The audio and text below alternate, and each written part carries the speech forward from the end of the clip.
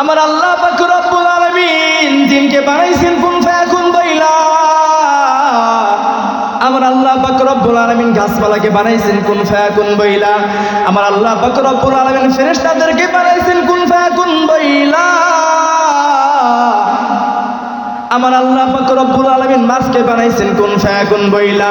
কিন্তু আমার দয়ার আল্লাহ মানুষকে কুন ফায়াকুন বইলা বানাই নাই। আল্লাহ পাক রব্বুল আলামিন কুদরতি হাত দ্বারা মহব্বতে মানুষদেরকে বানাইছেন। সুবহানাল্লাহ।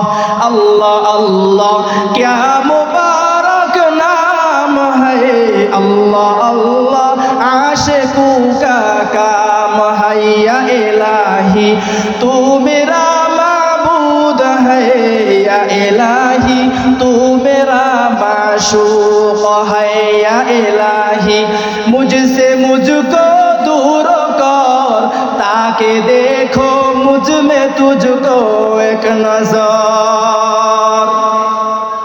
আল্লাহ পাক রব্বুল আলামিন যখন আমাদেরকে বানাইছেন, আমরা মানুষ,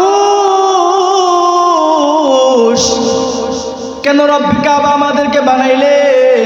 আল্লাহ পাক রব্বুল আলামিন কোরআনুল কারীমের মধ্যে বলেন, ওয়া মা খালাকতুল জিন্না ওয়াল ইনসা ইল্লা লিয়াবুদুন।